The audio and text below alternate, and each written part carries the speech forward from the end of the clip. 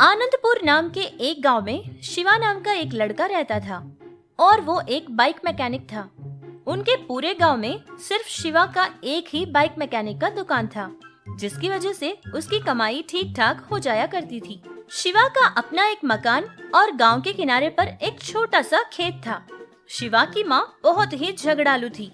शिवा की शादी करने के लिए वो लड़कियों को ढूंढने लगी, लेकिन गांव के सारे लोगों को शिवा के माँ के व्यवहार के बारे में सब पता था, इसीलिए कोई भी शिवा को लड़की देने के लिए आगे नहीं बढ़ते थे।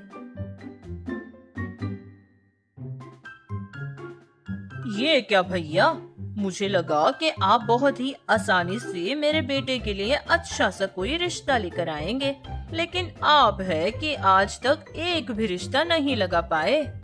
30 सालों से यही काम कर रहा हूँ, लेकिन ऐसा रिश्ता मैंने कहीं नहीं देखा।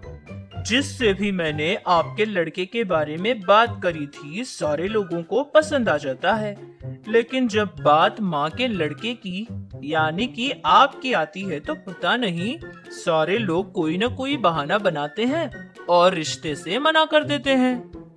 अरे वाह, मेरी पत्नी का बाहर गांव में इतना अच्छा नाम है। आज रात खाने में क्या खाने वाले हो आप? हाँ हाँ, समझ गया, खाना ही तो खाऊंगा, और क्या खाऊंगा भला।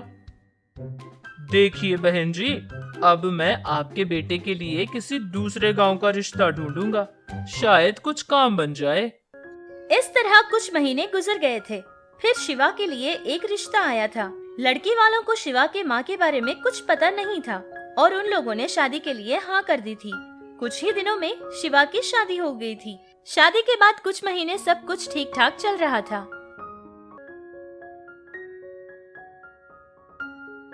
भाभी जी, मेरे बेटे की शादी तय हो गई है। अगले महीने शादी है। आप सब लोग जरूर आना, भूलना मत भाभी, जरूर आना। अरे इतने बार कहने की क्या जरूरत, हम तो जरूर आएंगे। अच्छा बताइए, दहेज में क्या दे रहे हैं वो लोग? 10 लाख रुपए की रकम, एक गाड़ी, गले की चेन और 2 अंगूठियां दे रहे हैं। अरे वाह, बहुत ही अच्छा रकम है। और आपके बेटे को क्या मिला है दहेज में? हाँ हाँ, बहुत दिया। बोलने में भी मुझे शर्म आती है। सिर्फ 2 लाख रुपए, धागे जैसी बारीक सी चेन और उतनी ही पतली सी एक अंगूठी।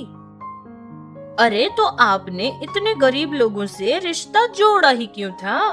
क्या करूं, उस लड़की के रंग रूप को देखकर मेरे बेटे ने जिद की थी कि उसी से शादी करेगा। अब क्या कर सकती हूँ, इकलौता बेटा है तो बात तो माननी ही पड़ेगी ना। उनकी सारी बातें सुनकर सुरभि को बहुत दुख हुआ था। वो अपने कमरे में ही बैठकर रोने लगी, लेकिन उसके पति से उसने कुछ नहीं कहा था।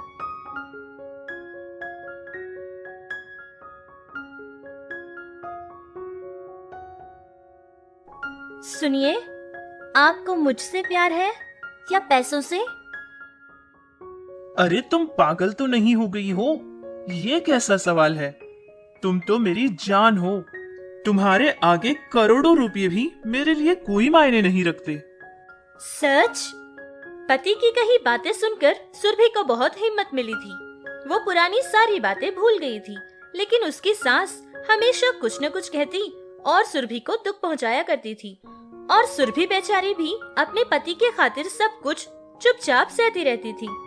शिवा पैसे ज्यादा कमाने के लिए पुरानी गाड़ियों को लाया करता था और उनको रिपेयर करता, फिर उनको बेचा करता था। इस तरह वो अच्छे ही पैसे कमा लिया करता था। कुछ महीने सब कुछ अच्छा ही चलता रहा।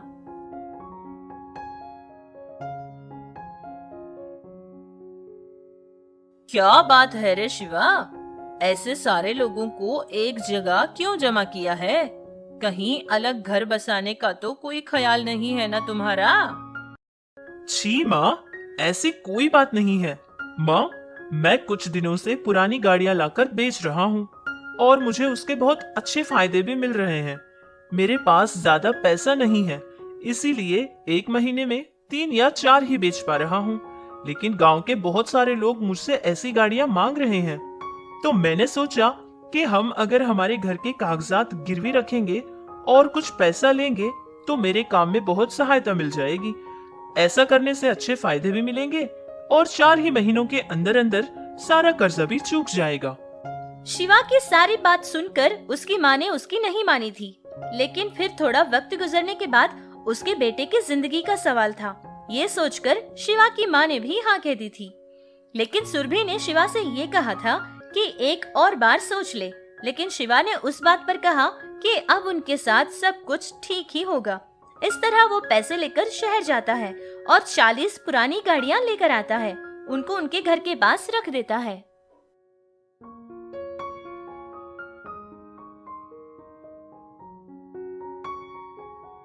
अरे बाप रे, ये क्या हो गया?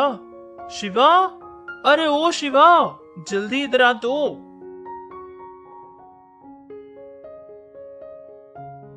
अरे क्या हुआ पिताजी?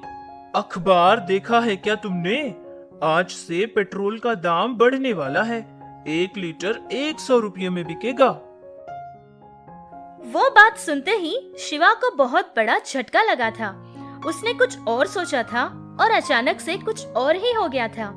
शिवा बहुत परेशान था, क्योंकि अगर पेट्रोल का दाम इतना ज्यादा बढ़ जाएगा तो उसकी गाड़ियाँ कोई नहीं खरीदेगा।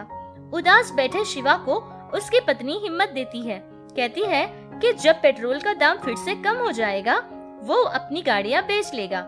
लेकिन कुछ दिन बाद पेट्रोल का दाम तो और ज्यादा ही बढ़ गया था।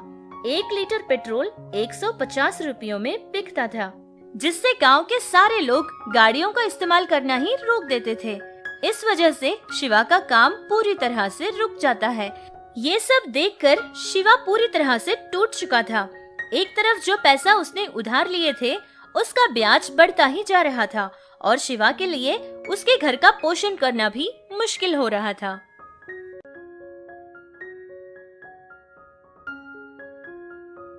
ये सारे लोग अचार से खा रहे हो और मेरे लिए सब्जी क्यों?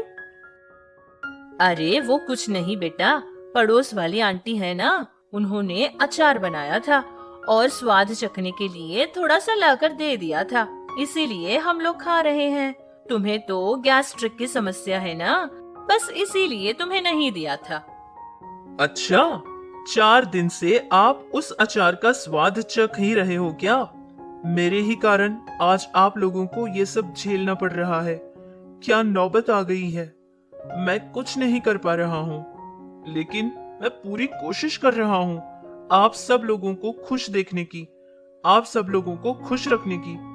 आप सब लोग मुझे माफ कर दीजिए। अरे ये कैसी बातें कर रहे हैं आप बिल्कुल दुखी मत होइए, कुछ दिनों में सब कुछ ठीक हो जाएगा। क्या खाक ठीक होगा? सच तो ये है कि जब से तुम इस घर में आई हो सब कुछ खराब ही खराब चल रहा है। मेरा बेटा कितना परेशान है। माँ, ये तुम क्या कह रही हो? इसमें सुरभि की क्या गलती है? बेटा तू शांत हो जा। क्यों रे शांति, जब तुमने मुझसे शादी की थी तो क्या लाई थी तुम दहेज में? हाँ, जैसे ही तुमसे शादी हुई मेरी नौकरी चली गई थी। अगर उस वक्त मैंने तुमसे ये कहा होता कि ये सब कुछ तुम्हारे कारण हुआ है तो तुम क्या करती? तुम्हारी इन कड़वी बातों से उस बेचारी बच्ची का दिल और कितना दुखा होगी। अरे भाग्यवान, कुछ तो सोचो। राजेंद्र के पूछे सवालों के शांति के पास कोई जवाब नहीं थे। सुरभि ने उसकी सास की कही बातों पर ज्यादा ध्यान नहीं दिया था। उसकी सारी ही चिंता अपने पति शिवा के लिए थी। उसने ठान लिया था कि अब वो किसी भी तरह अपने पति का साथ देकर ही रहेगी।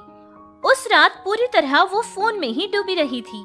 दूसरे दिन सुबह शहर में कुछ काम है ये कहकर वो शहर चली जाती है और फिर शाम को ऑटो में घर वापस पहुंचती है। ऑटो में कुछ बड़े बड़े डिब्बे रखे हुए थे। सुरभि, ये कैसे बॉक्सेस हैं? देखना आप, आज से हमारी सारी परेशानियां दूर हो जाएंगी। तुम ये क्या कह रही हो? आपका काम इसीलिए रुक गया है ना कि पेट्रोल का दाम बहुत ज्यादा बढ़ गया है। तो सोचिए, अगर गाड़ी बिना पेट्रोल के जिंदगी भर फ्री में ही चलेगी तो कौन आपकी गाड़ियां खरीदने से रह पाएगा? फ्री में? और वो भी लाइफ टाइम? अरे भाई वो कैसे? इन स्कूटर्स में से पेट्रोल वाली इंजन को निकालकर बैटरी से चलने वाली मोटर लगाएंगे और फिर उसको पेंटिंग करके बेचेंगे। तो कैसा रहेगा? ये आइडिया तो बहुत अच्छा है, लेकिन उन बैटरीज को भी चार्जिंग करवाने के लिए बिजली की जरूरत पड़ेगी ना। बिजली के यूनिट्स भी बढ़ने वाले हैं, मैंने न्यूज़ में देखा था। अगर ऐसा कुछ हो गया तो हमारी गाड़ियां कौन खरीदेगा? अरे एक दिन रुक जाइए, आपको सब पता चल जाएगा। सुरभि एक स्कूटर शेड के अंदर ले जाती है और पूरी रात वहीं रुक जाती है। फिर दूसरे दिन सुबह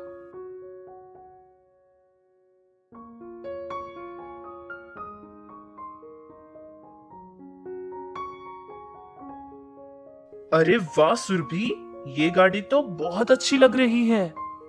इसको चलाने के लिए बिजली की जरूरत नहीं पड़ेगी, क्योंकि मैंने इस पर सोलर पैनल लगा दिया है, जिससे वो खुद ही अपने आप चार्जिंग हो जाएगी। अरे सुरभि, ये तो तुमने कमाल ही कर दिया। मुझे तुम पर बहुत गर्व है। लेकिन ये सब तुम कैसे जानती हो? मुझे माफ कर दीजिए, मैंने आपसे झूठ बोला था कि मैंने सिर्फ 12वीं तक ही पढ़ा है। मैं बीटेक सेकेंड ईयर तक पढ़ चुकी हूँ, लेकिन हमारे घर की कुछ समस्याओं के कारण मैंने अपनी पढ़ाई अधूरी ही छोड़ दी थी। फिर बाद में आप मेरी जिंदगी में आए।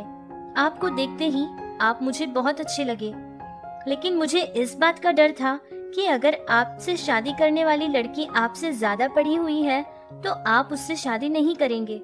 बस इसीलिए मैंने आपसे सच छिपाया था। शिवा को अपनी पत्नी का प्यार देखकर बहुत अच्छा लगा था। शिवा की माँ शांति को भी उसके बेटे के लिए बहू का प्यार देखकर और उसकी चिंता देखकर बहुत खुशी हुई थी। बहू के साथ उसके व्यवहार को याद करके शर्मिंदा हुई थी। शिवा और सुरभि मिलकर बाकी सारी गाड़ियों को भी तैयार कर देते हैं और उनके दुकान के पास ले जाकर रख देते हैं। सारी ही गाड़ियां सिर्फ 2 ही दिन में बिक गई थी। गांव के सारे लोग वैसी ही गाड़ियों की और मांग करने लगे। इस तरह शिवा ने एक इलेक्ट्रिक स्कूटर्स तैयार करने की कंपनी भी खोल ली थी। शिवा की होनहार पत्नी सुरभि की वजह से उनकी पूरी जिंदगी ही बदल गई थी।